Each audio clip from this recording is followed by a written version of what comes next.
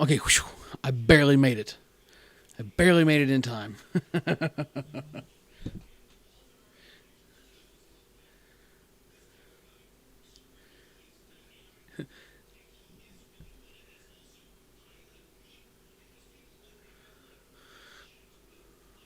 All right, checking in here. I barely made it on time. The clock hit 9:01 right before I hit go live. My computer started having a fit. I started to panic, but we got it figured out. BP Hero Podcast, episode number 35. How's everybody doing tonight? It's going to be a little bit of a weird one, but we're going to get her done.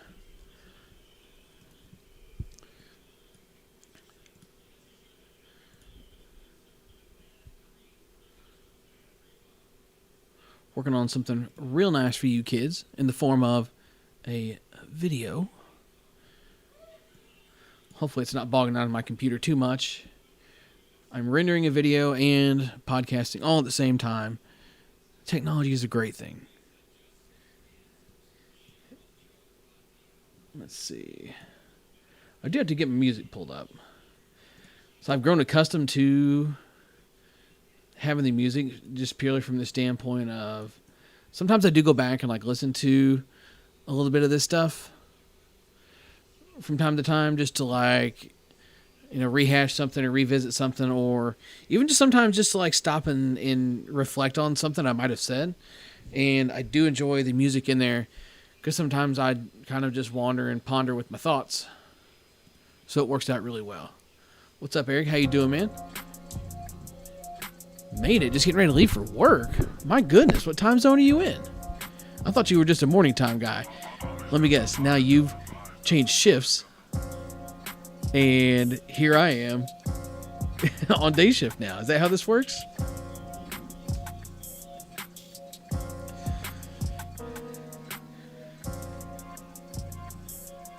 How is the music? Is the music too loud?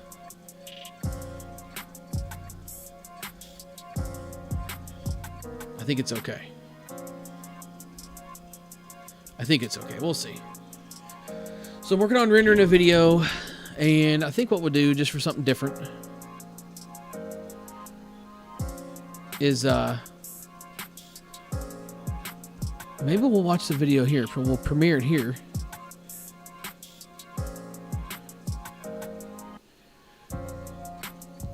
Yeah, Eric, I knew you were West Coast. You said getting ready to leave. Oh. All right. Forgive me, Eric. It says made it. Just getting ready to leave work. I thought it said leave for work. I'm like, dang, my man done changed shifts. I get on day shift, now he goes to nights. He's trying to say something. He's sick of the podcast. He's getting out of here. But I'm following you now. Yes, I knew you're on the West Coast. It is 7 o'clock there. You're heading to League. Gotcha. Okay. My man Tony Benskin checking in. What's up, big dog? This man has not worn sleeves on a shirt since he was about 3rd grade. Got them muscles, bro. Who am I playing with this weekend? Playing with Trilix Shootout. That's a bunch of the old Vice guys. Seth and CT and some of those guys will be playing with him this weekend. You playing, Tony? Got Home Runs for Heroes coming up this weekend. The bracket / scheduling for that doesn't look all that terrible, actually. I was kind of surprised. Just to be frank, man, it's been a shit show in years past. But it's looking better. It's looking a lot better. I will say that.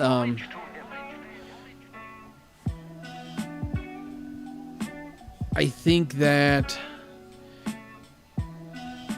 them letting it get out of hand.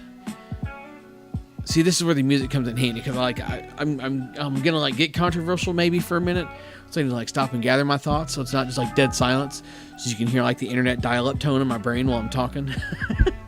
So I do think that them running it through the night and kind of letting the schedule get wild, kind of let things get out of hand a little bit and kind of push some teams away.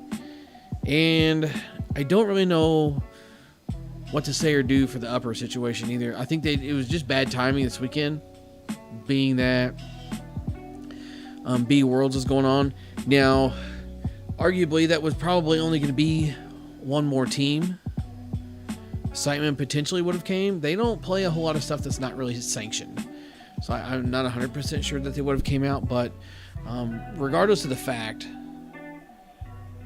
I don't know what to do for the upper situation. There is no upper division this year. It's all men's rec.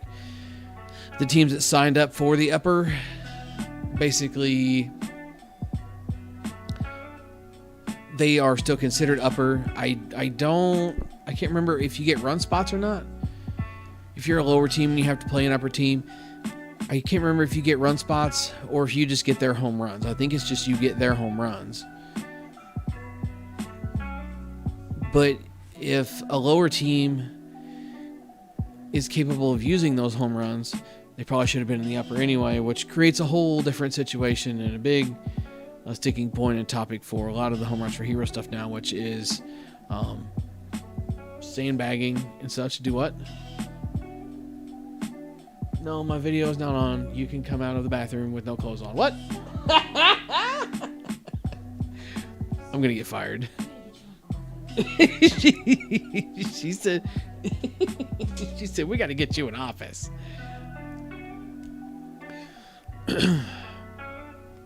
What's up, Q? How you doing? Q says yeah. Snack says yeah.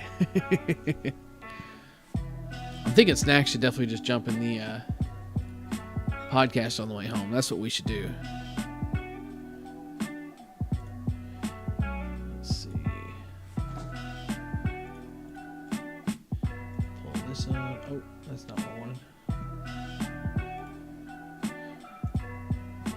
So what's everybody else doing this weekend that's not local and playing home runs for heroes? What's going on?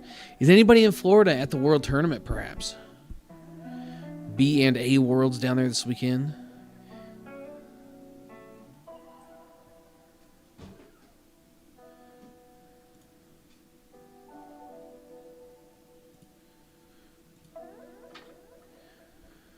Let's see. Get this clicked here.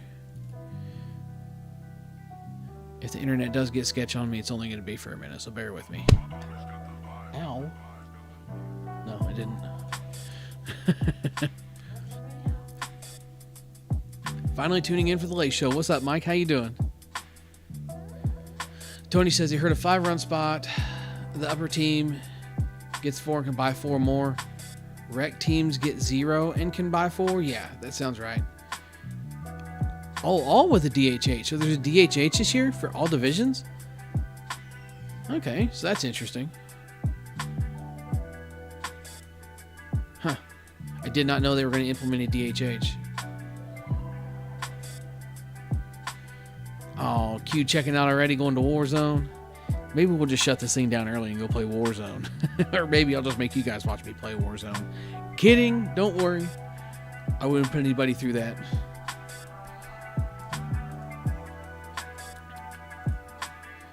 See, that is uploaded. Okay. So, what my plan is for the podcast tonight. Now that we're like close to the 10-minute mark, we can go ahead and kind of talk about what the plan is for the night. I think we're just going to chill out. I'm just in the mood to kind of chill, watch a little bit of softball.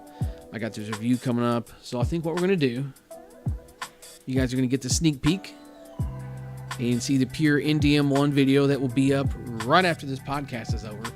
But all 9 of you are here to see it first. So we're going to play that video. And then I think we're going to tune in. I'm going to break the rules. Don't tell on me. And we're going to watch a little bit of U-Trip live. Not even sure who's playing. We can even look at the bracket and see what's going on. But this is going to be like a one-time thing. It ain't something I plan on doing, like rebroadcasting these games or anything else. But turn it on, chill out, watch the games, hang out with you nerds. You nerds can hang out with this nerd. It'll be a good time. Yeah, podcast gang exclusive. That's right. How you doing, Gio? Let's get this video fired up. Click here. Let's drag this whole unit over here. Get rid of that. Got to reorganize my desktop. There you are. How you doing? No. It is. ready.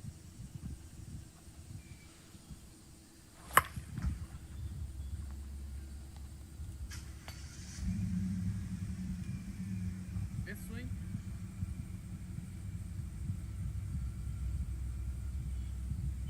This is stupid. Louisville good? Better already. Shut up. I'm What's going on, everybody? BB Hero coming back at you today. And as you see, we got the pure NDM One. And basically what that stands for is name doesn't matter. Only performance does. I think that's kind of cool. Thanks to Casey at Pure for sending this out to us so we could try it out. The field we're on here is the usual field you're used to seeing. It's basically 290 all the way around. And there's actually no wind blowing in for once. That's a change of pace for sure. The balls we're hitting for the video are a mix of classic M's, pro M's, as well as some 44 400s. And as always, there is also some BP rockets and platinum dots mixed in there as well. This bat is approved for USSSA 240 only, the new USSSA certification. It's the only stamp this bat has. And it was brand new when we got started here, as you saw by the clip in the intro. It is a 26.5, and while the bat itself does feel true to weight, it is advertised as having a ½ ounce of end load, and I do feel like it is a very, very, very subtle end load. Probably one of our few complaints with this was how light it did feel like it did swing. The barrel on this is advertised as being 12 plus inches. Somebody comment, does it sound okay? Just from looking at it and kind of hitting it and being familiar with the Pures, I would say this is probably just about the same size as the rest of the Pure barrels. Always tell everybody they're probably somewhere between 12.5 and 13 inches, personally, is what I feel like. And this is advertised as being a game-ready model. That's kind of the new pitch to this new Pure design with the NDM One. It's supposed to be game-ready out of the wrapper. And this barrel did feel really good. Still a touch unforgiving if you worked up or down it at all, but I think a majority of that was from it being a one-piece bat. But overall, we did like how the barrel felt on this bat. It is a traditional Pure, which means it's a one-piece. And overall, the construction of the bat did feel stiff, just like the Integrity 2 model did. So nothing really jumps out at me as new or different in that regard. With some of the tech, specky stuff type out of the way, let's head to the labs real quick, and then we'll come back to the field. So on a scale, this one came in at 26.7 ounces. And as you can see here with the wrapper still on it, your impression is coming in at 265, which is way lower than the 240 stamped Pure we have seen on the channel already. And then after about the 75 to 100 swings we put on this thing on this day, I was 100% convinced it was going to be failing compression, but I was very surprised to see it was still coming in at 253. And just doing our usual, taking a look up and down this thing, it's pretty cool how the graphics on this bat kind of blend in. You have to get it in the perfect light to really even see what it says, which is kind of cool and unique. But as you can see here in this one clip that I do have included, it is very hard to see the USSSA stamp on this. When I had it in the wrapper and first unboxed it, I thought that they had sent me some kind of prototype. Casey said that it was going to be one of their new models that was supposed to be game ready. I was like, oh, cool. And I get it, and I couldn't see a stamp on it anymore. I thought it was some kind of prototype. And then get the wrapper off, and you can see the stamp is there clearly. And probably the only cosmetic thing that we ever noticed or dealt with on this bat is this spot right here. I couldn't get a good picture of it, but this genuinely looks like a hair or something got stuck in the paint as they were applying the paint to the bat, and then it came off. You can actually see in one of my swings, I'll actually clip it right here.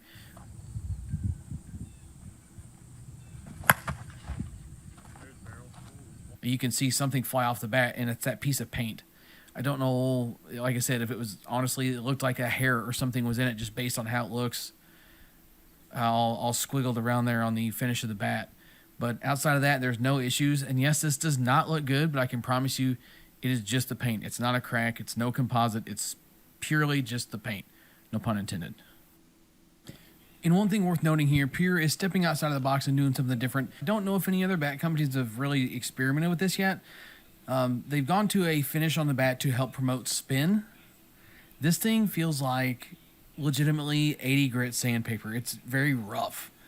And I personally didn't feel or see any benefit in the spin that I got on a ball, but I primarily spin and cut the ball a lot anyway, and Brian is someone that does spin the ball more than the average player, I would say. So he and I didn't see any big advantages to this, but there definitely could be something there. Lab stuff out of the way, back to the field. So we've seen a few bat companies in the past come out with what they would consider game-ready bats, and you're always just kind of like, okay, whatever. You just threw a slick paint job on something and sent it out the door. But Pure actually went above and beyond on this one, in my opinion. Yeah, this thing was pretty stinking good out of the wrapper. I left that intro clip in there just kind of uncut so you could see us kind of discussing that a little bit. But nonetheless, I wanted to leave that clip in there just uncut. That's like the 4th or 5th swing that Brian put on this bat, and he's already banging balls off the fence with it, which is impressive for a 240 in my opinion. So performance-wise, it is safe to say that this thing did great. Felt good, sounded good. I don't know how good of a job the camera did at capturing the sound, but I was very impressed with that aspect as well. But probably my biggest complaint with this bat is how light it swung. Now, I do genuinely think that a lot of that is the fact that we just don't really like 26s a whole lot. If I was someone that liked 26s, I would definitely get down with this bat. But being someone that is not a huge fan of that stuff, me or Brian, the only thing that didn't drive us wild about it was the weight. And I genuinely do think that if we moved up in weight, it would be different because these do come in half and full ounce inloads as well. So if you gave me this in like a 27 with a full ounce, A, it would be bombs away, and B, it would feel a lot better. Now, I have made it no secret that my favorite 240s so far this year have been the Louisville line. Brian feels like this bat hit better than the Louisville's did. I personally feel otherwise, but that is also the unique thing about having somebody else that swings all these bats with me, as I can kind of bounce ideas and theories off of him, and he can also give me his feedback on this stuff. So Brian liked this thing a ton. I like this thing a lot.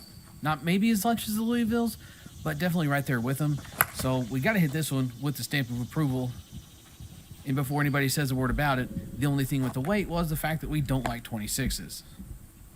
It's okay to be critical and still give something the stamp of approval, contrary to popular belief. Absolute Performers, still available at puresports.com. Head over there to get yours. Big thanks to Casey for sending this out. Thanks to my man Brian for coming out and hitting this with me. Thanks to you guys for stopping in and checking it out. Swing hard in case you hit it. Enjoy the rest of the video. PP Hero, catch you next time.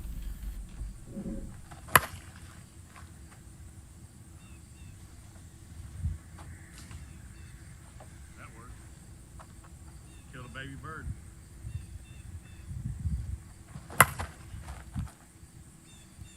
Get that one out of here. Give me a couple more.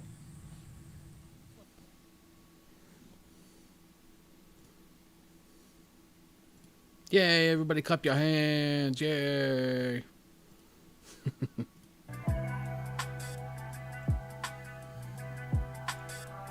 Okay, is the music back where it was? Is it good?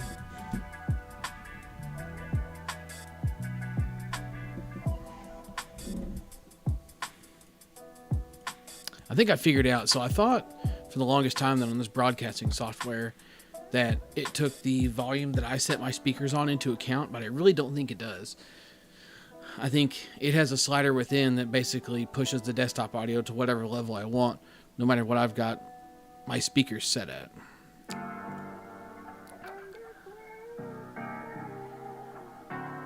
Oh, okay, Snacks. See, I didn't know the Ruckus had the grip type stuff on it too. I need to get one of those from somewhere. That's on the to-do list.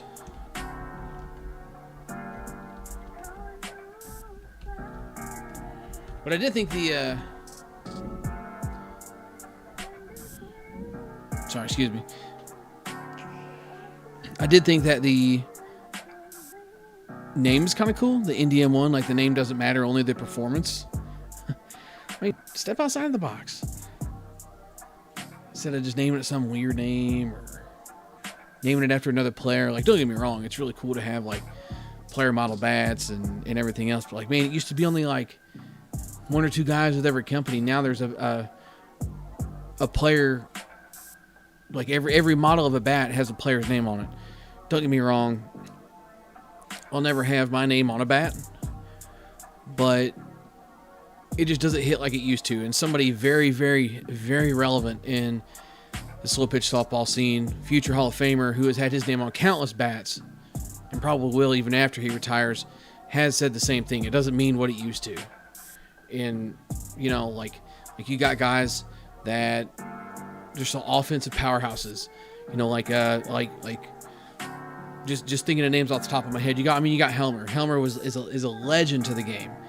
His name deserves to be on a bat. Now, one thing I don't understand, why Mikan keeps making DC 41s when Danny Crine hasn't been with the company for like almost, 3 years? Is it 2, maybe 3 years? They're still making DC-41s. I don't understand that. Why are they doing that? What is the point? I guess you just kind of ride the coattails of the name? I don't know. But it's not to take anything away from anybody that has their name on a bat. There's guys that are very well deserving. But man, it's just crazy. Everybody's got one.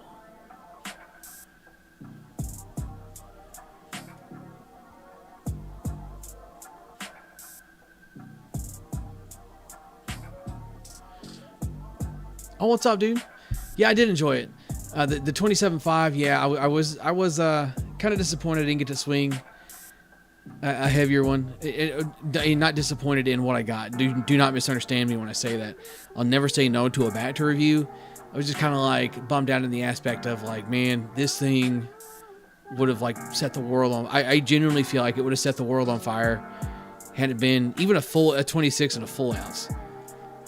But we have to review what we're given, so we may do with what we have.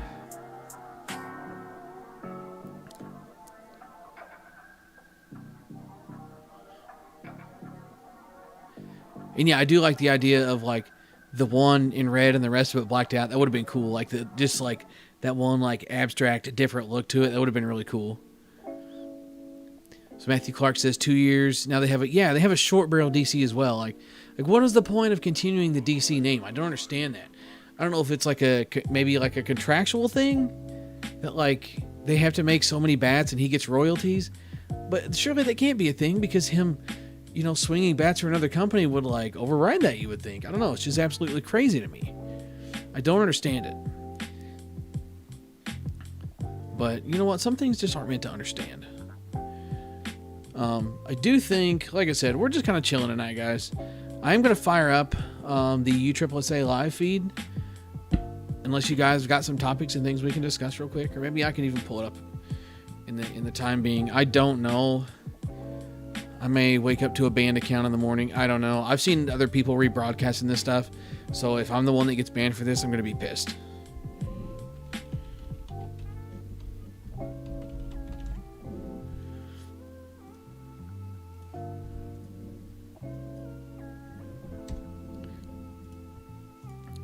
So I'm in the mood to watch softball. You guys are here.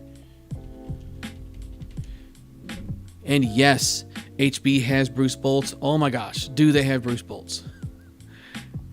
They've got the Harrison Bader Bruce Bolts in the blue. They've got him in the white and red.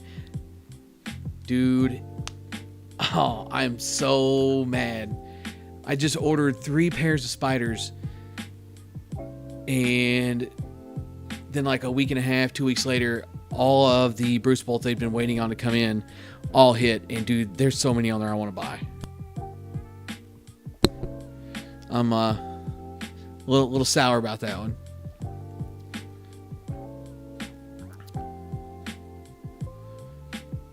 Yeah, Mike, send me a message and I'll look and see. I've only priced those a couple of times and I can't remember what they were. I'm gonna be genuinely honest with you. I want to say there's not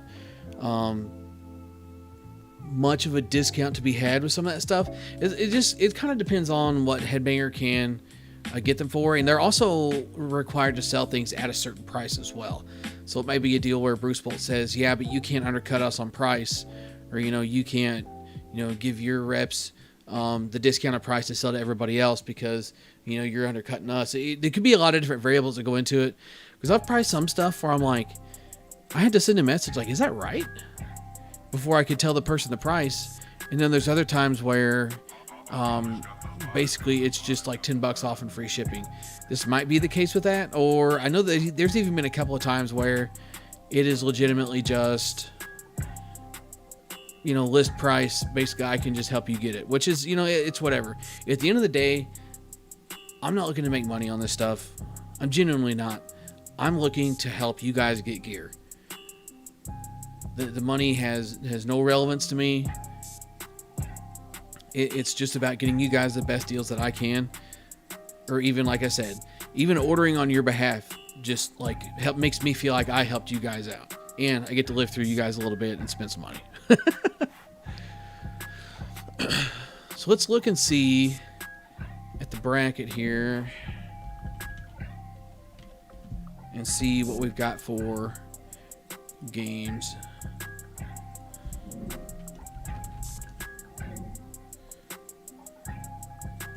Oh.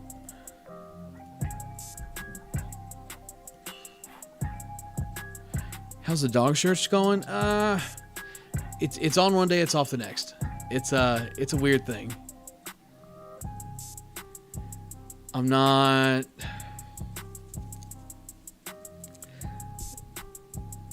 This has been. I see. That's another thing. I'm gathering my thoughts again. It's been one of those weeks where it's been a good week to not only have one, to only have one dog, because like we just been chilling all week, been gone, running, doing something. Being on day shift, I don't get a lot of time at home. I would also feel bad for my guy, Maverick, the dog I have now. I mean, he spends most of the day home alone. My wife comes home on lunch and hangs out with him. And come to find out, my dad has been coming in and letting him out and hanging out with him. So my dad's got a golden retriever, and it's a pretty high maintenance dog. I don't know the exact condition. Basically, he's extremely prone to seizures, and he's on medicine for it. And it's crazy enough that, like, if the medicine is missed by like a half hour, he can have a seizure. I've seen it happen. So it's 6 o'clock, 2 o'clock, 10 o'clock, like clockwork. He has to have his medicine. So I guess Dad has been giving his dog his medicine, hanging out with him for a little bit. And then once he gets that done, he comes over here and hangs out with our dog, lets him outside. And it's kind of funny. He told me, he says, I came over and let him out twice the other day. He said, I came over and let him out at like 11. And he just like laid down in the yard and looked at me. So I just went back inside. He didn't go to the bathroom. So he said, I know he's going to have to come to the bathroom and go to the bathroom if I come back after 2 o'clock. So he said he came back, and he said he went outside with the dog again, and the dog just laid down in the yard again. He said he sat outside in the chair for like a half an hour, and the dog didn't do anything. He said he just laid around, looked at the sun like, damn, it's a nice day out. You going to fire up the grill? Dad fires up the grill when he's out here and gives me food. But he said he never went to the bathroom. I was like, man, shithead dog. Cracks me up. Dogs are something else, man. I'm looking through the bracket here, trying to look and see what games we got. Who's coming? Let's do that first. Who's coming? What do we got for B teams? Or hell, yeah, I think even men's A. Is men's A playing right now? Be a great question as well.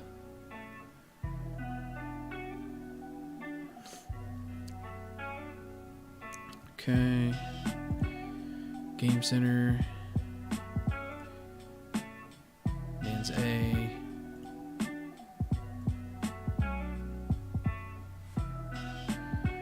Okay, so men's A has not started. That all starts Friday. Okay. Cool. So here, I tell you what, ain't no point in you guys sitting here listening to me. I'm gonna scroll through this. Come on over, my friends. Let's go B Worlds. Winners bracket. Got cheap shoots.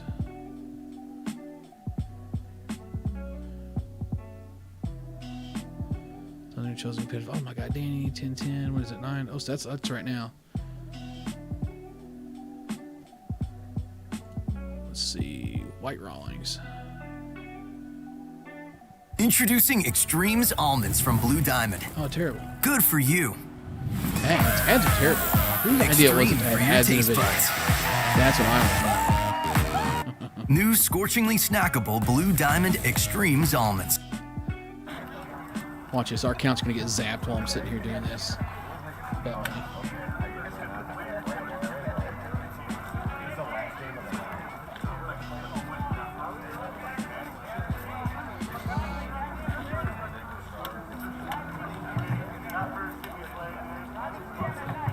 Comparing books? What do we got going on here?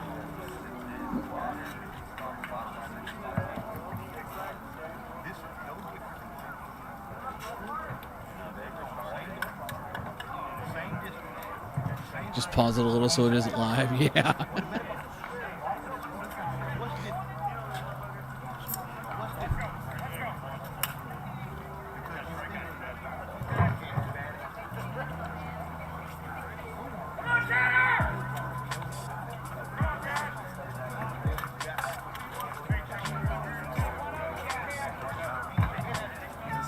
So if you're not keeping up with a lot of this stuff, basically we've got B Worlds here, and they're hitting a Pro-Am ball down at Vieira, Florida, where they play everything, all the big stuff, all of that for that.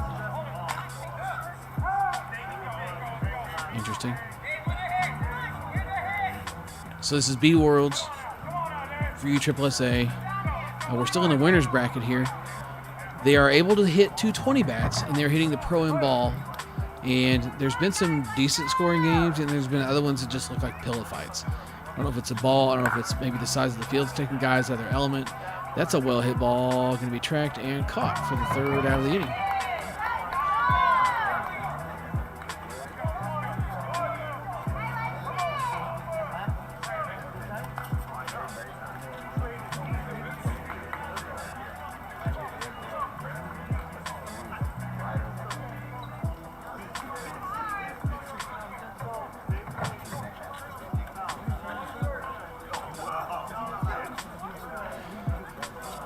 Dudley, I don't know about Dudley. I forgot to look and see where they were at. Are they still listed as Dudley? Top of 4 tie ball game, 6-6.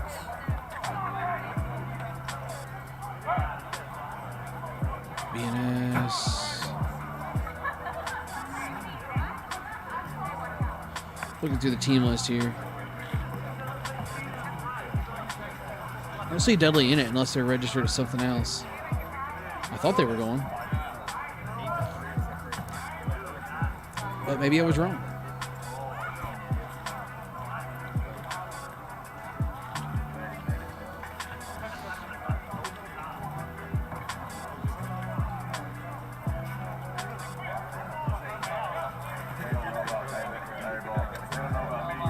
Sightman is out. They went 1-2. They were up on a team 5 or 6 runs in going into the last inning, and ended up losing. Okay, so maybe Dudley signed up with something else since next. I'm not sure. I didn't see them. The only thing I can think to do would be look up a player that is with the Dudley guys, and then you should be able to track their team and find it from there. I don't honestly feel like putting that much time and effort into it right now. I'm not going to lie to you.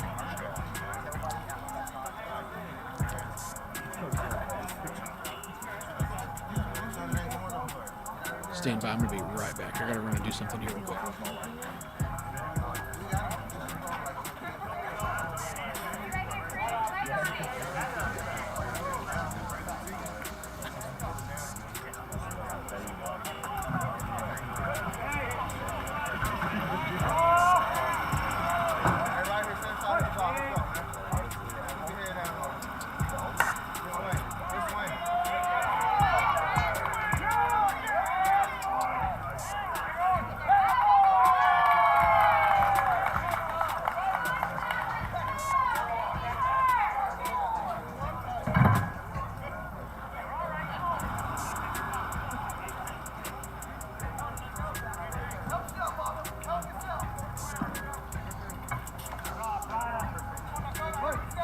So if I remember correctly, these guys do get 8 home runs. Oh my, woof.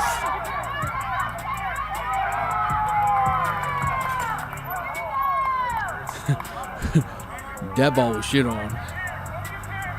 Now, here's where things get interesting. Watching that swing and that hit, I'm telling you right now that with a 240, that ball is caught. No question, that ball is caught. But I also wouldn't consider that particular pitcher,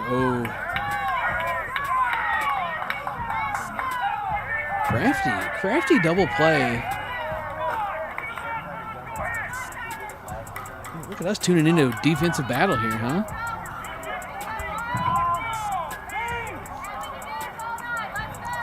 What's this man? Swinging an anarchy, it looks like? Okay. I have heard that among the non-contracted guys that the anarchies are somewhat of a popular choice.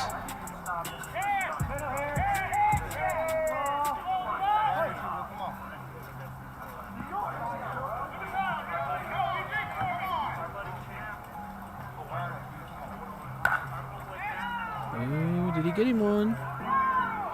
He is not strong enough. My man Danny right there. So Daniel Larson, our buddy of ours, played with Classic Glass. Now he is with Full tie, sixes. Under SOG, smash. Bottom 4. tied at 6s. Is that what he said? I was blabbing. I believe he said tied at 6s. My man Daniel Larson started the year playing with Classic Glass, and I do believe he looks like him getting ready to walk past the umpire right now. Yeah, that's him. My middle man out there. So proud of that kid, man. He's come a long ways, and I don't mean skill set wise. Skill set wise, the kid has always been good. From the first day I ever saw him at a ball field, he was good.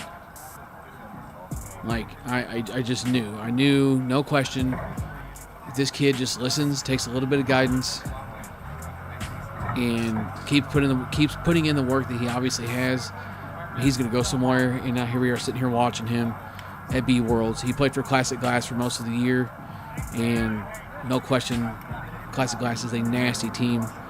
I don't have 100% of the details behind why he's no longer with Classic Glass. I mean, he won a tournament MVP playing with them in Arizona.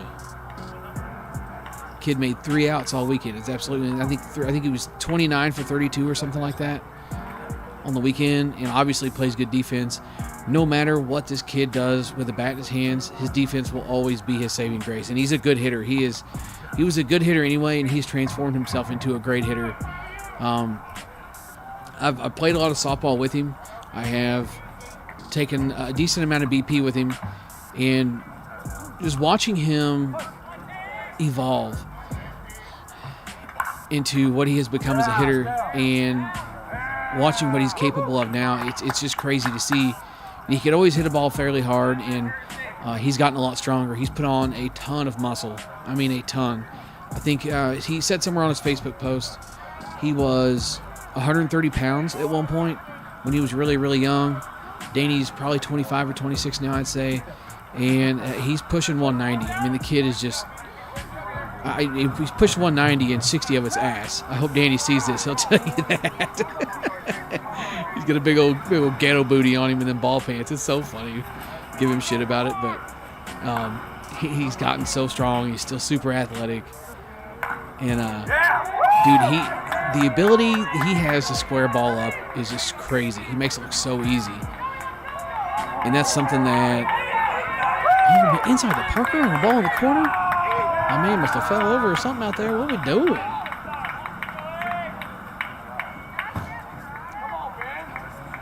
Well, it ain't 6-6 anymore. This man out here swinging the KP.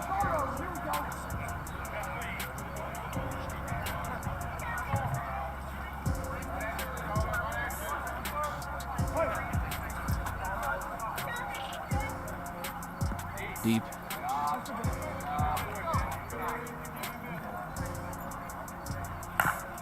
Checker.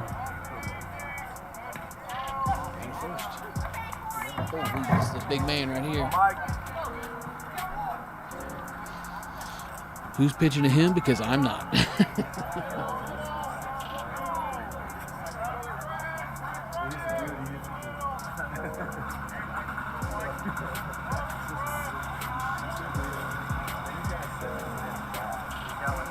Are we enjoying this content, this change of pace here a little bit? This ain't something I'm going to do all the time, but I figured it'd be something to kind of mix it up a little bit. I was in the mood to watch softball. I didn't want to skimp on the podcast, just merely from the standpoint of,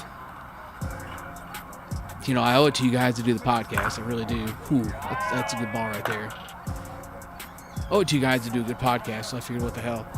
Let's combine the two into one.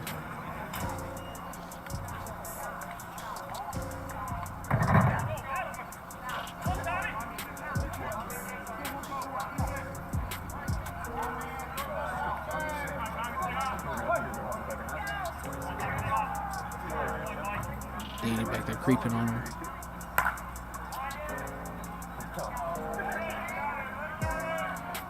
Does the runner tag? Oh, I thought he was going to tag. Oh, watch out.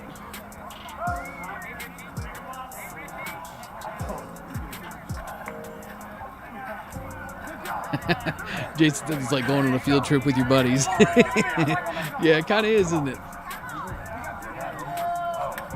I'm telling you, I know I've mentioned it in several different podcasts, but it would be really cool to like get together and do something softball related, even if it's just get together for a major and hang out. That's gonna be down the line. Ooh, they said fair.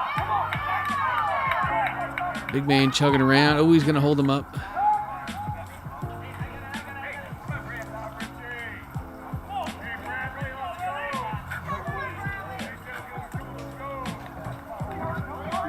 Bud. Be patient. Let's go. I'm always interested in these people's routines too. Walks down the third baseline, preps himself, walks back across, takes his practice swing, and then steps in the left-handed batter's box. Use the whole field, my man.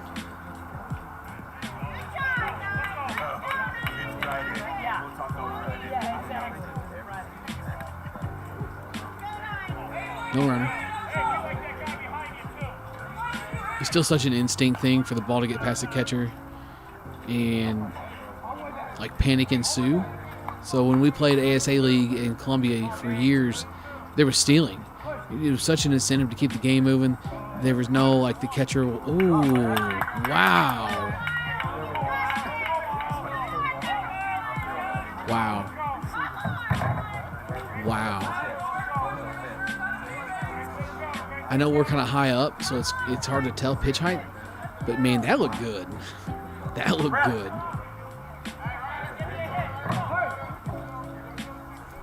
So we used to play in the Columbia League. Oh, is that a gap? Oh, tail back to him. That sucks. That was a good ball. Had it been at the center fielder and then hooked, center fielder would have been toast. But it wasn't, so he's out.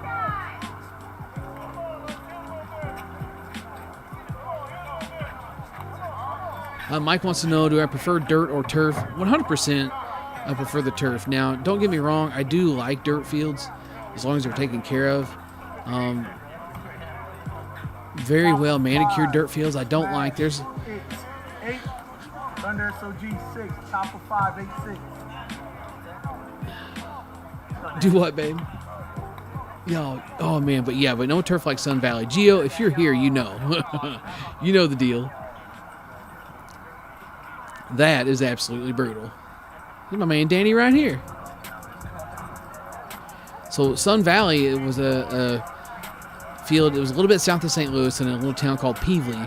It's a 4-field complex, and for years it was dirt. And the complex always drew so many teams, so many tournaments. But over the years, the dirt was getting bad. The fields were kind of getting ran down a little bit, and the guy that owned the place kind of took a shot and said, hey, I'm going to put some turf in and kind of see how this goes. I guess a football field, or a high school football team, field, school, whatever, decided to redo their field, so they had this leftover turf. So he bought the turf. Oh, good ball, Danny. That one fall in there, is it? So he decided to buy the turf, and there was a company the rumor has it, there was a company that said, hey, look, we'll put the turf in for you for free. We have guys that play here. We like playing here. We want to help. We'll put the turf in for free. Or it might have even been just cover the cost of whatever it would have been to get the fields done. And they were like, no, we're going to do it ourselves. It's fine. We'll do it ourselves. And guys, I hate to be a pessimist or negative or anything like that, or really, right at him, or really talk bad about anybody, but that turf 100% closed that ballpark. It was on the ropes, and that turf just did it in. The bad hops, the crazy hops. There was seams, and I'm not talking like two edges butted together.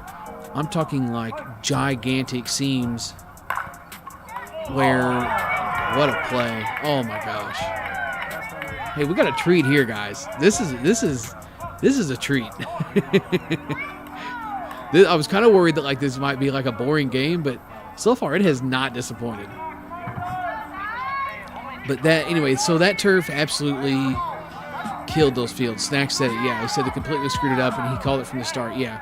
So there would be big seams like raised, hard edges. So I'm playing first base one time, and a ball gets thrown over. It was very thick turf too. Who was it? Who was the school that when Bo Jackson was in college, they claimed that the school, the visiting school they went to, they let the grass grow way up and get really, really thick that week, and everybody complained about it, but they wanted to try and slow Bo Jackson down. That's kind of what this was like. I mean, it was so thick. I mean, it was probably about 1.5 inches, maybe 2 inches tall. Balls would hardly roll through it. And there's big hard seams where I'm playing first base one time. And the seams were just in the middle of the field, just in random places, wherever they decided to butt two pieces of turf together is where the seams would be. So you never, unless you were familiar with the fields, you never knew where the seams were.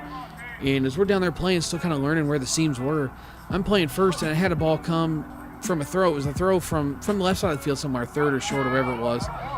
And it was going to be like a one hop. And when the ball went to hop, it just stopped.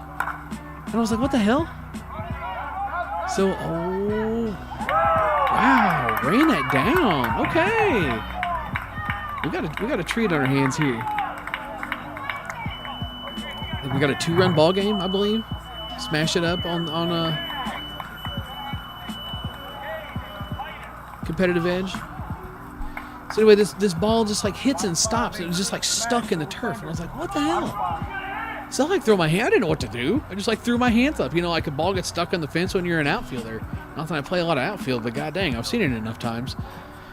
So I go running over there to get the ball, and it's like the turf was coming apart, and the ball almost went under the turf. I couldn't believe what I was seeing. And then there was another time, my man Matt Allen went to go take a throw at home. He was catching, and he's set up. He's ready for the throw, and it's going to be another one of those one-hop deals. And it hopped and hit another edge just in a random place in the middle of the field. And literally, like, he was catching. The ball was coming from the outfield. It hit the edge of the turf and kicked to the pitcher. Like, kicked to the pitcher's mound. Like, what are we doing out here? 100% that turf ruined that complex. And that was a shame. It was not the nicest complex I've ever been into in my life. I'm not going to try and sugarcoat that and say it was the best before they put the turf in. It was on the ropes. It needed work. But man, something about that place just made you want to go play there. The fields were super small. They were, Snacks tell me, how big were those fields? They were like 290, 295, something like that. I even think a couple of them still had signs up. But dude, they played like 270. The field played extremely small. But there was just so much fun, so many memories. It was kind of the legacy of the complex and the legacy of the fields was half the fun of being there. It's like, oh, you go play at Sun Valley. Oh, you played at Sun Valley?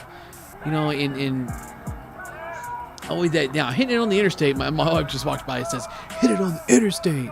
Now, do understand, if you could hit it up on the interstate, that was a bomb. I've seen a few balls hit on the interstate. It was pretty crazy. But that place was the place to be.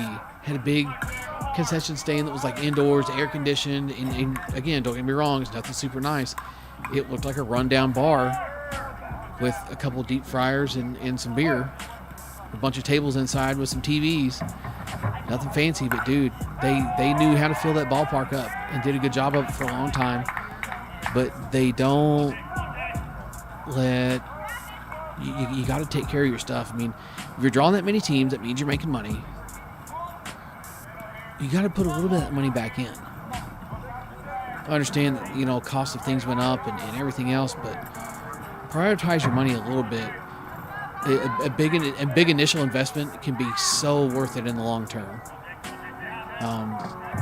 You know, like I've done that a couple of times with the channel, just even with a couple of the computers and a little bit of the camera stuff that I bought. The initial investment sucked. Like in a normal world, it's like there's no way I'd pay that kind of money for something like that. But I needed it. I needed it, and it helped me. It helped me do so good, and it's helped things like I had the computer I used to have. I was working with somebody local. They saw some potential in the channel, and basically gave me some equipment to work with because I was just working with. I'm talking 2016. I just had an old junk laptop that I had for traveling for work and a GoPro. And guy sees the potential in the channel and says, hey, I want to help you out. He gave me this computer that was like light years faster than the one I had, and a great big Canon DSLR, and that stuff worked great for years. Then from there, it's like, all right, so I'm ready to take this stuff to the next step. I'm ready to do something this equipment can't do. So you just kind of evolve and go from there, and that's what initially I bought. My first big purchase for the channel was like an $800 PC. And don't get me wrong, I mean, you've heard me talk about video games. I played video games on that thing. But that thing could get so much done so fast. The laptop I had would take like 4 or 5 hours to render a game. It's back when I used to post all the game footage and stuff all the time. It would take 4 or 5 hours just to render one game. I could do it on this new computer, in half an hour. Stuff like that saves you so much time because this time you can spend doing something else. It's not so slow, it's not glitchy, it doesn't freeze. You can multitask, you can do multiple things. Like this right here, I'd barely be able to do that on the last computer, but the computer I have now, because I bought the first PC that I had, and then I sold it and got upgraded again, just to have the mobility so I could take this computer and carry it with me. And it's a way better machine in general as well. Smash is going to start running away with this here, I think. But it was able to evolve me that much more. Like I can podcast, I can watch videos, I can do all kinds of crazy stuff on this computer that the other one wouldn't even do. So you gotta spend money to make money. That's just a rule of business. I'm not saying I'm some kind of business genius, but it takes determination. Don't let anybody tell you it doesn't take money to get started. I'm not saying it takes tens of thousands of dollars, but you got to have initial investment. You just have to. No matter what you're trying to do, unless you sell your body for sex, you have got to have an initial investment. And even some of those people have an initial investment. You know what I'm saying? But you got to spend money to make money. Bottom line, any company will tell you that. Uh-oh. Smash might be tacking on here. So that's the second run of the inning. I believe that makes it a 4-run game. Thor's coming up.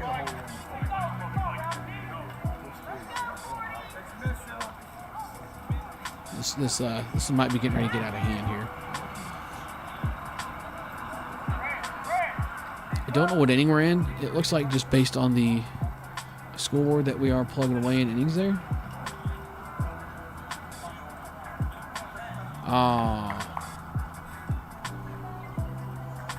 Mound visit. While they're having this mound visit, be right back.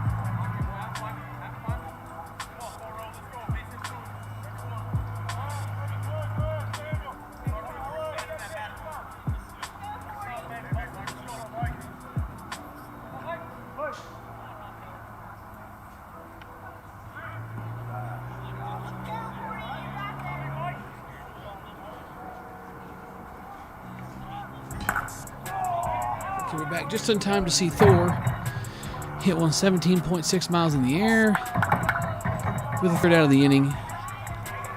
We'll listen for the score here. I do believe that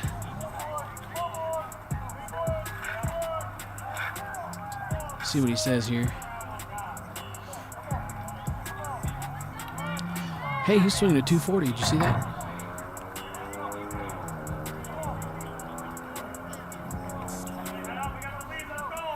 Top of 6, smash it 10. Thunder 6, 10-6, top of 6. 10-6 top. Excuse me. 10-6 top 6. Okay.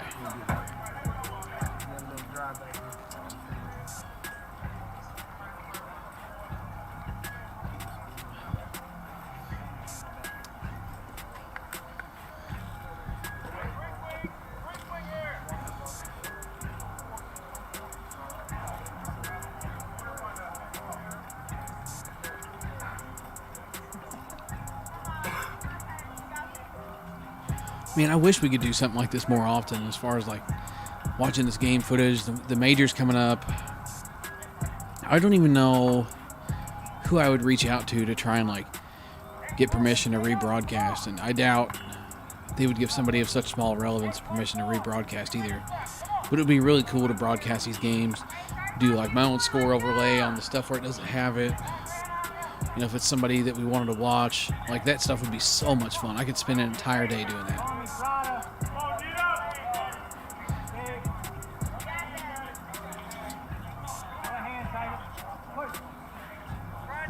You feel like you could walk away from a game and come back and still kind of keep track of the score, because half the frustrating thing is, unless you sit here and just like keep yourself glued to the game. Oh, got him leaning. Oh.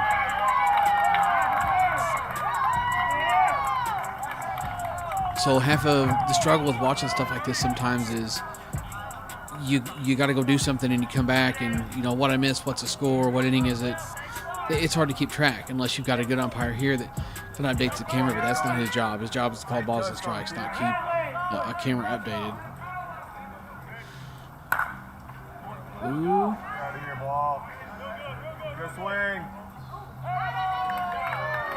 Goner. Swinging him at 240 as well. It looked like an anarchy. So now it's a 2-run game. Looks like we got a Mike in heavy metal. Short barrel heavy metal, I believe.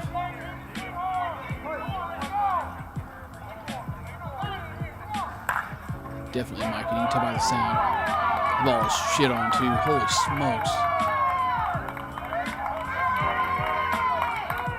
You won't see any of those next. You won't see any of those when the 240s come out tomorrow.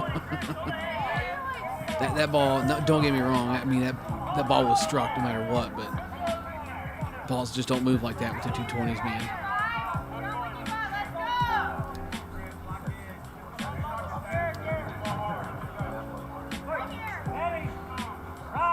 Unless somebody can correct me on what these are, I believe that's an anarchy bat. Kid, great ball.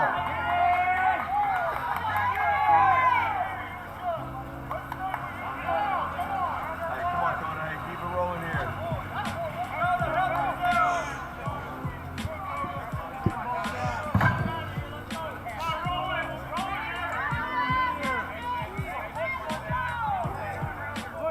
So you guys are lucky. The podcast usually only run an hour. But we're watching my guy, Danny. So we're going to finish this game. It's in the 6th inning. Struck well. Caught at the fence.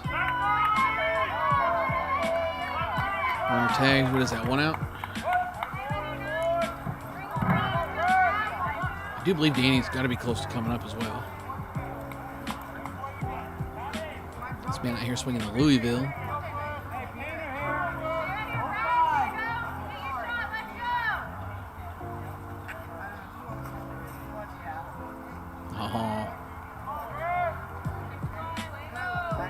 That man's just fast. He's built different. Be questioning his speed like that.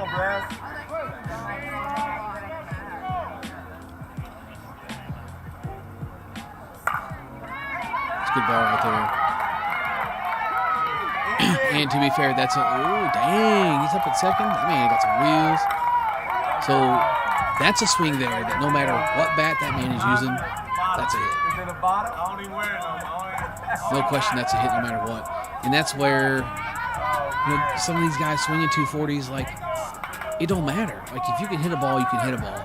That is a prime example of a man that knows how to strike a ball and place it somewhere. Hey, come on, Levi. Get out, stupid.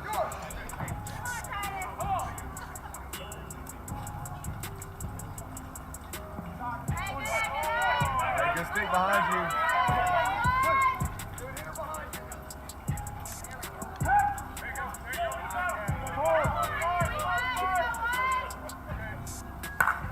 Ooh. Damn, okay. 325 fences here. So you got to get every bit of a ball if you want to get it out of there. Hey, come on, Danny. Man, Danny Larson. Shithead kid. Got himself a blue line, it looks like. Big Easton guy. Big time Easton guy. Middleman's going to move on the pitch, it looks like. Danny going for it. Oh. I don't hate that swing. It's a good pitch to hit. Got it well, but 325 fences, he got you. They 100% got you there.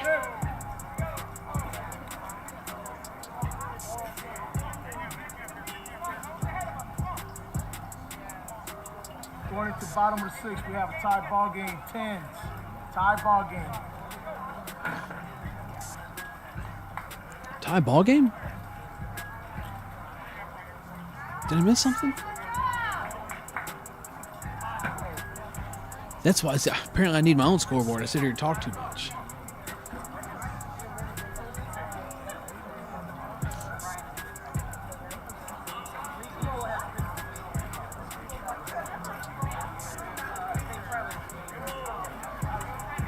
So tied up at 10s, bottom 6. I thought it was kind of funny earlier. I was watching a game and it was, I think the score was 3-3 after the first inning, or no, it was after the second inning. The score was 3-3.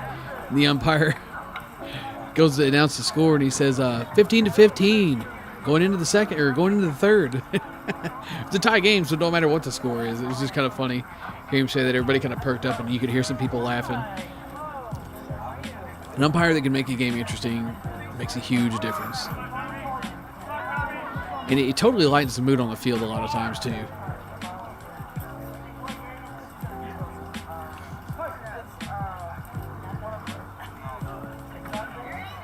Looks like he's got himself some kind of integrity here, maybe.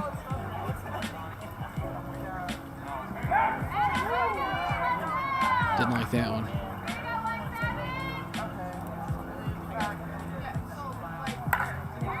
Fly at the center.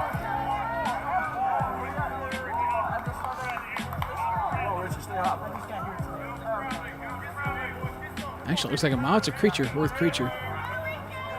240 stamp.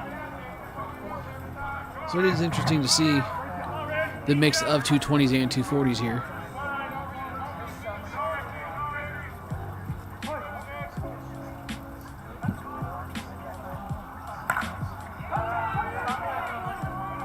Second out of the inning.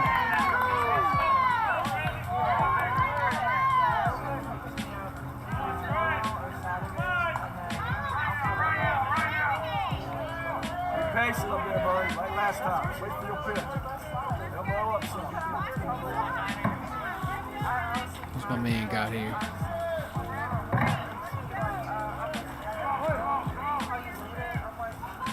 I can't tell what this is.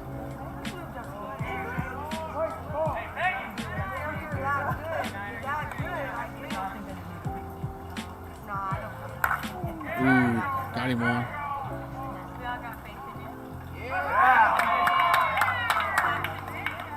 Gave him the lead. My man coming up with a AE code Fireflex, bro.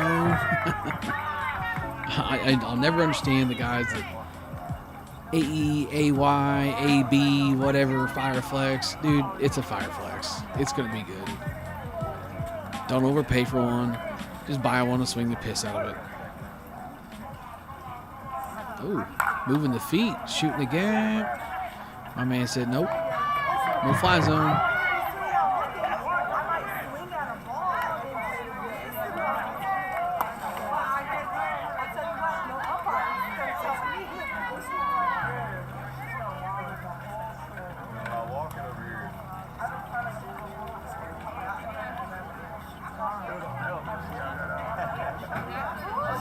top of the 7th, smash it 11.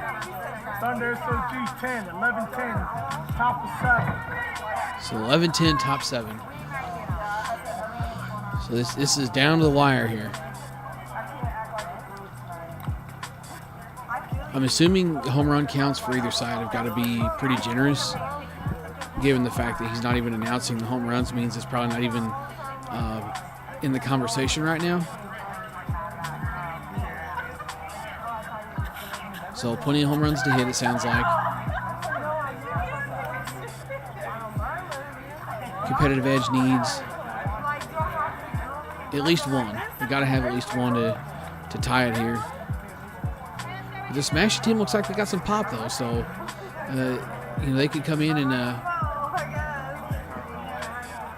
come back in and beat the ball around a little bit. It looks like I don't know a lot about either one of these teams, so we're just kind of learning as we go here.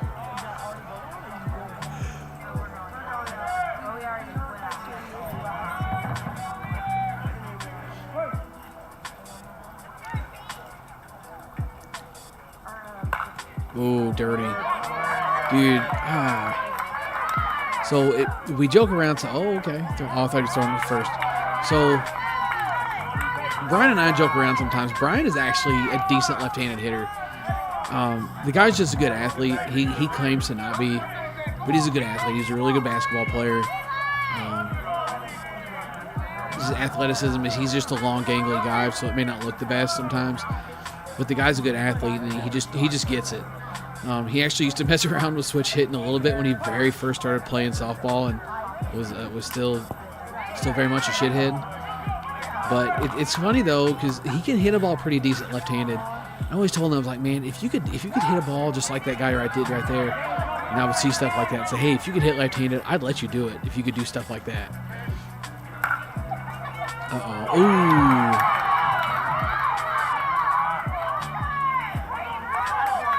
Okay.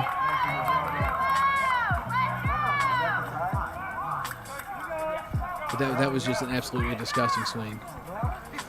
Jason wants to know, has my sleep schedule changed to days yet? Yeah, I have caught myself a little bit trying to stay up late, you might say, just because, I'm not used to like winding down at night. For the first little while there, I was tired, very tired. So it would be no issue for me to go to bed, but I found myself not wanting to wind down at night here these last probably 4 or 5 days. So this is going to do me no favors tonight. But I'm here, I'm watching this game, I'm enjoying this. And you guys are enjoying this too. So I'm just here chilling now, but my plan is to go to bed right after this. I was trying to get myself in a routine of getting up early and going to the gym, or at least because I've got workout equipment in my garage too. Just getting up and getting that in just to get myself worn down to try and go to bed. That's a great piece of hitting right there. Absolutely great piece of hitting.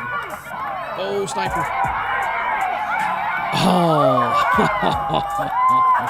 I feel like I'm watching the Cardinals game right now. Just every lucky break goes their way. Danny won't like hearing that. He's a Cubs fan, but man, every lucky break goes their way. That man falls running to third base, but the middle man bobbles the ball, so he's safe at third.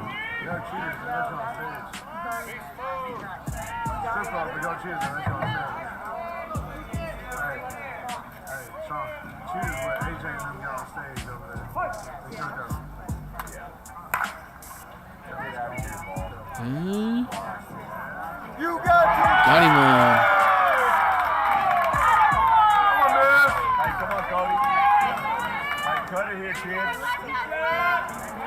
So that's 4 across, I believe.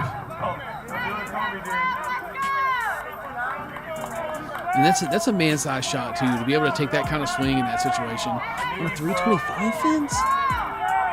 With bats that have to still pass 220 compression? That's crazy.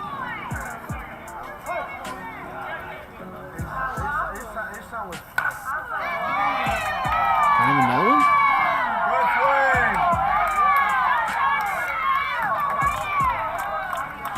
I got hit one earlier too. So I wonder.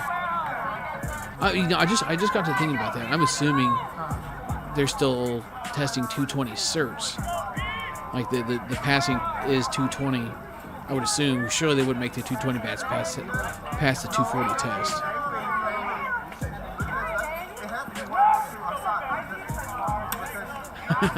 Yeah, Adam, we're still here. Take it in, league. Oh, good pitch. Throw it away. Yeah, we're still here. Breaking the rules. Watching some USSSA Live. I'm sure my account's going to get zapped in the morning, but oh well. It was worth it. So far, you still have 2 bumps remaining. Touch it, Chris. Little mound because it got to cool them off.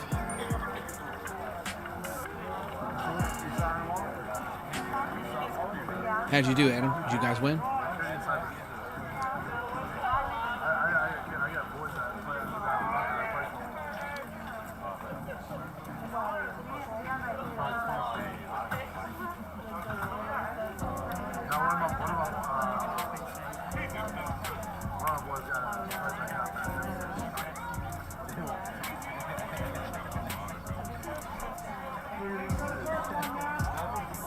Oh, that's all right. Sometimes you just can't win them all, my dude.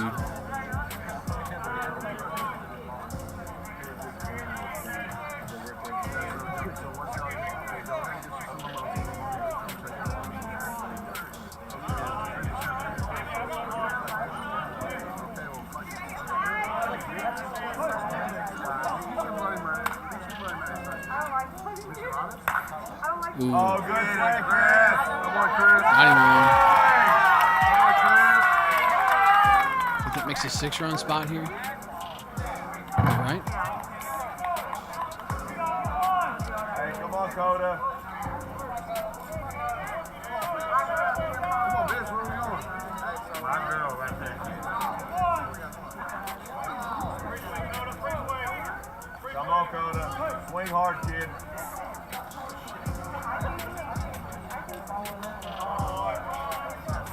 Yes, Adam, this is B words.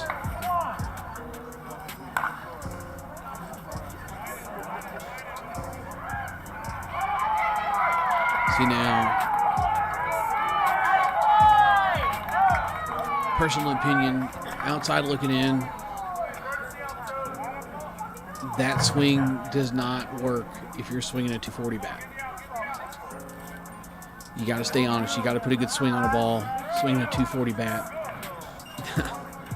you're not getting away with that. That's a fly out to right field every time. Inside out in the ball, to right off the fence, hit a ball at your head, no way. Nonetheless, though, good ball, because I ain't doing that with any bat.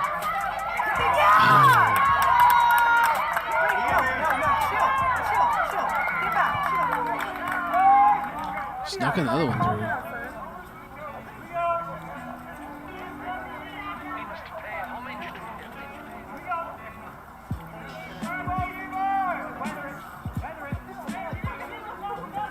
I've lost track now. I think that's 7. I think the gap is 7.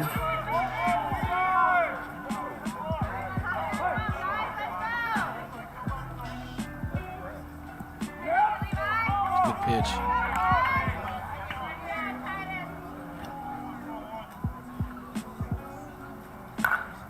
I personally got another one?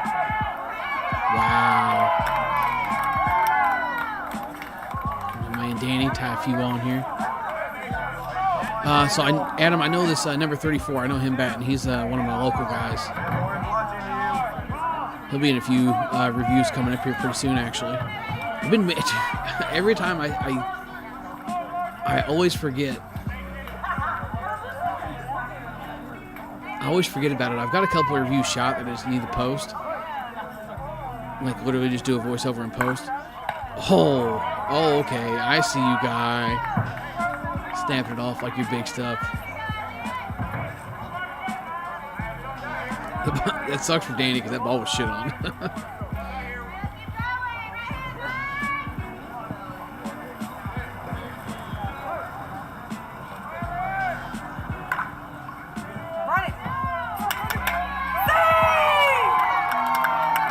That lefty speed again.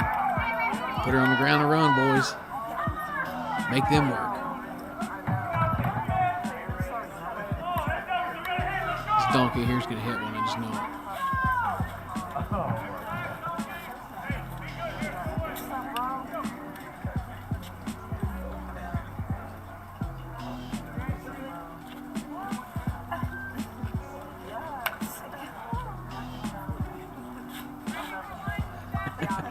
Oh, it's all right. He'll be just fine. He'll be glad he's getting some love. I'll text him afterwards and let him know we was watching him on the podcast here. He'll enjoy that.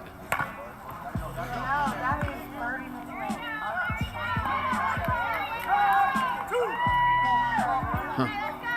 Damn, I didn't realize they did all that with no outs. Holy crap. I thought there was one out that whole time. I didn't realize Danny was the first out of the inning. That's insane. Nothing like coming out and tacking on a good 8 or 10.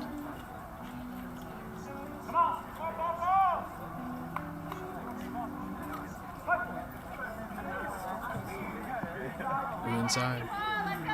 That's a good nibble, though. I like that pitch. Ooh. Inside out action. Sneaking by the man. This first baseman having a fit. This is not...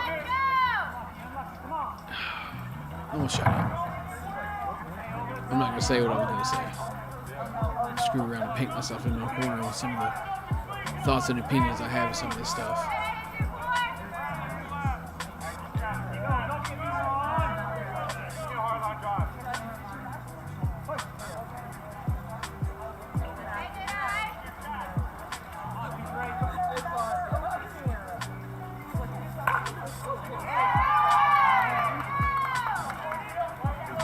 Good piece of hitting right there. You can't do anything about that. That's a hard hit to defend.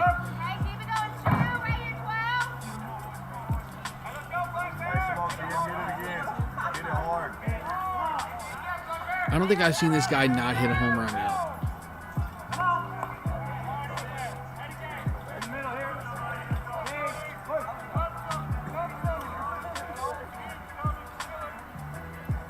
Ooh. It must be out of home runs. I'm seeing a lot of push swings here.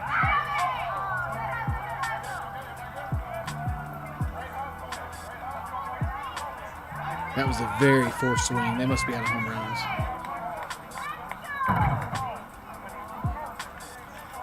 Just the way that man's been hitting the ball, there's no reason he shouldn't have been trying to swing for another one, especially on that pitch.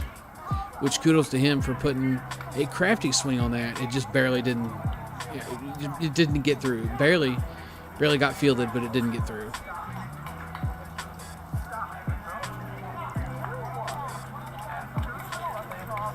See you, Jason. Go make electricity, big dog. Thanks for stopping in, buddy. Hopefully Danny ends this thing because I'm ready to go to bed.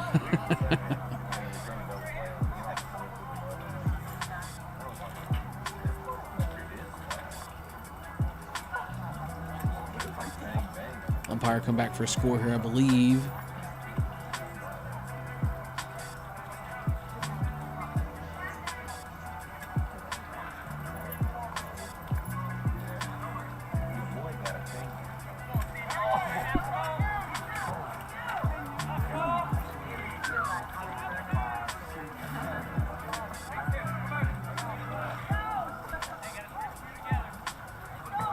Bottom of the 7th. Thunder SOG 21. Smash it 11.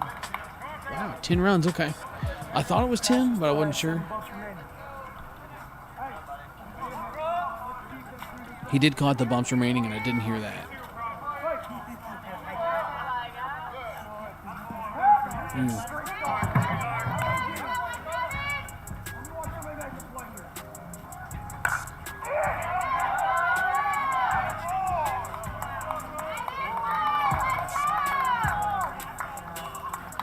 Yeah, so this is a tough spot to be in now. Now all the pressure is on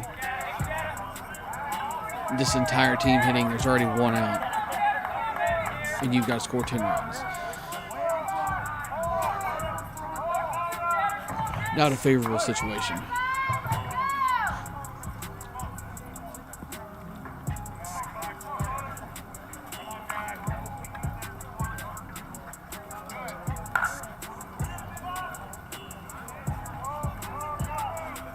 Ooh. Okay, I didn't realize B. Scott was playing with Smash It. Heard nothing but good things about that guy.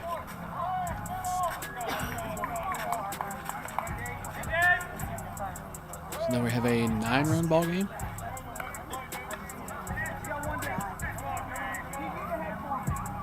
And at this point, just talking strategy-wise here, I mean, you're looking to do anything you can to scratch on the board. Like, say you've only got 4 home runs left. I'm not saying go up there and hit 4 solos in a row, but go up there and free swing in the regard that, dude, if it goes, it goes.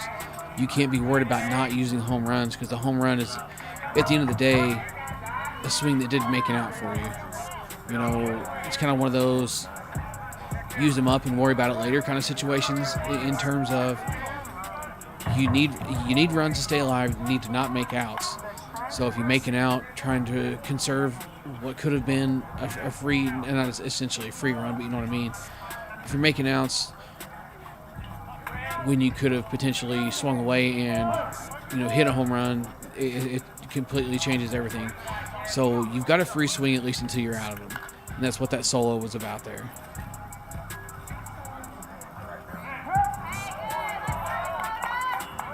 That looked a little low, but he got it. He got the call on it. Makes him up here. Great outside pitch. Nope. Danny's chomping at the bit. You can see him back there. He's wanting this one. He's wanting it. Oh, hit the black. Wow. That dude has got some balls.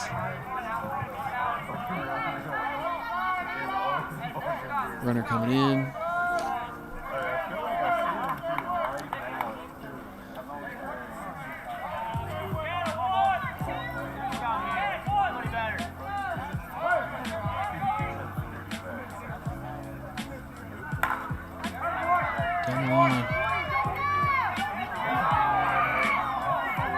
That's going to make it an 8-run game. It is now a 7-run game. To tie. So they need 7 to tie. Not keeping that man at first. Of course, that ball's in the corner. It's not like they were expected to. Not holding that runner at first is really going to make a big difference here, because the double play gets you out of this. And given who it looks like they've got on deck, you can't. Oh.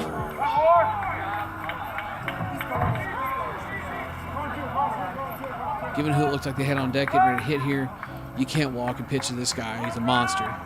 Guys this big don't play at this level unless they can do one thing, and that's hit the ball far. So that's totally what this guy's going to be looking to do here. So there's still one out.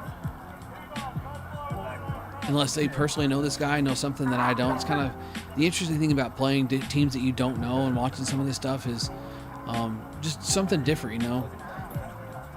Guys are going to do the unexpected sometimes, but if I'm pitching and I'm commanding my infield, I'm stacking this left side and feeding him inside. Even though he's way off the plate, he's a big guy. He's still looking to pull, unless you throw him outside like that.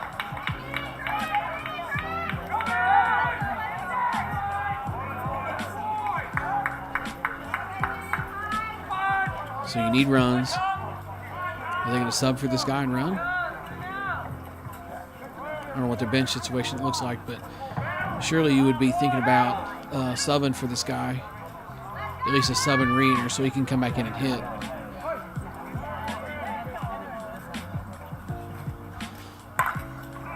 Ooh. So that's going to put the deficit at 6. All right, so you've got a good situation here. You got a good situation. You got runners at first and second. You got a lefty up, so your back's a little bit against the wall in terms of getting the double play, because the lefty's going to have an extra step out of the box on you. But right side stacked for sure. Danny moving with the pitch. Oh. Oh, no. Okay.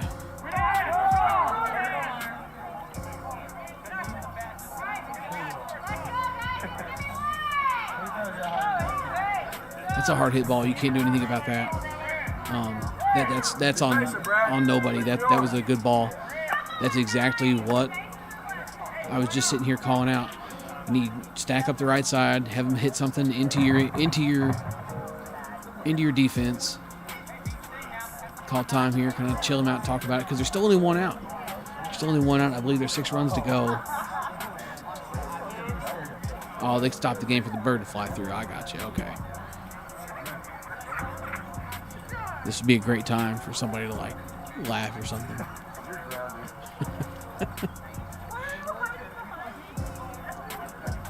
Just so I know my humor is going appreciated.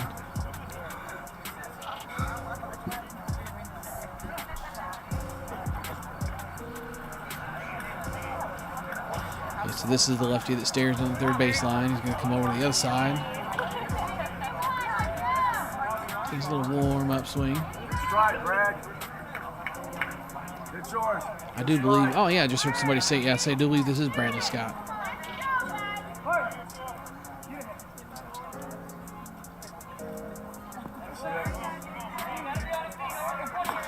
So 1 out, bases loaded. Needs 6 to tie. Come on now. Come on, Goto. Work back. Work back now. Come on. Make a bit up, bro. The old 3-1 call time. He ain't swinging anyway. Get in there.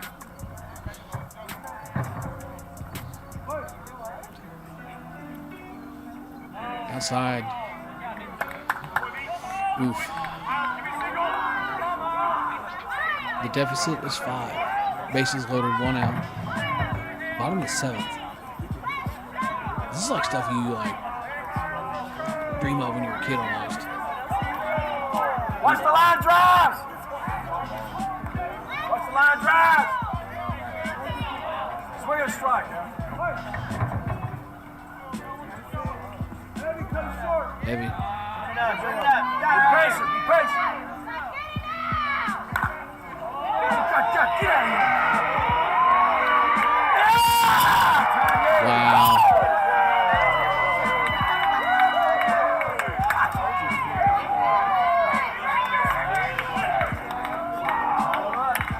One more.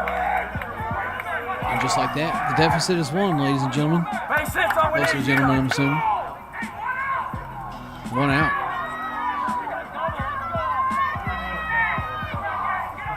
This here's a game now. What's up, Sammy? How you doing?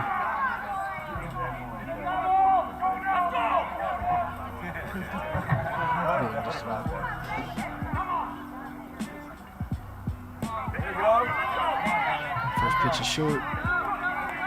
Gotta come to this guy. You can't afford to have anybody on base right now. Second one's short. Gotta have him.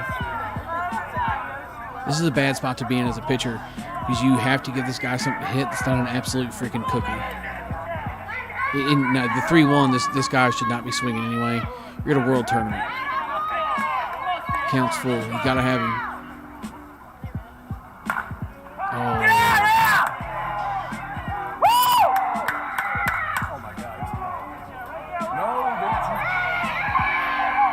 Got him. Oh my God. He accidentally almost tagged him on the foot. Fly ball. That's all we need. Wait for your pitch now. Pitch. From this angle, he accidentally almost tagged him on the foot. You have to put him on. Got to put him on. You got to shoot for double play here. No question. Who's your batter?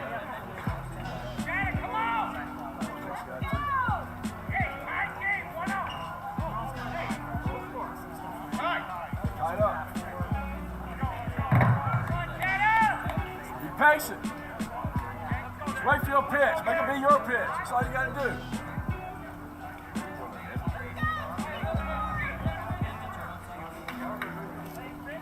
One out. Fly ball ties the game. Bottom of the 7th, Sammy, just so you know. Tying run on third, 1 out. Yeah! Tie game. Yeah! Come on! Oh, my count was wrong. Walk off.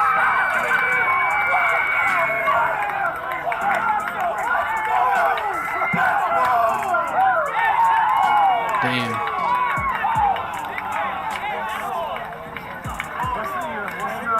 Did not realize that. That's why I gotta have a score overlay here, I guess. Damn, that's tough. That's a hell of a game.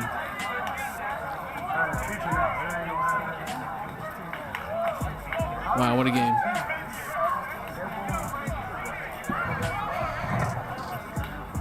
All right, kids.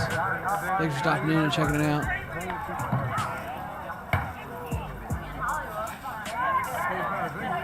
Yeah, Nature Boy. I thought that was the tying run as well. I'm counting here at home. I thought that was the tying run. I didn't realize it was a winning run.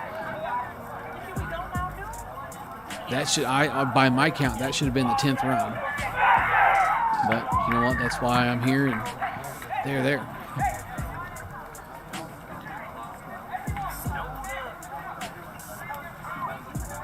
Thanks for stopping in. I know I did. I didn't get to finish what I was saying. Gosh. Thanks for stopping in and checking it out, guys. Hope you enjoyed it. Swing hard in case you hit it. BP Hero will catch you next Thursday. Wednesday, I said.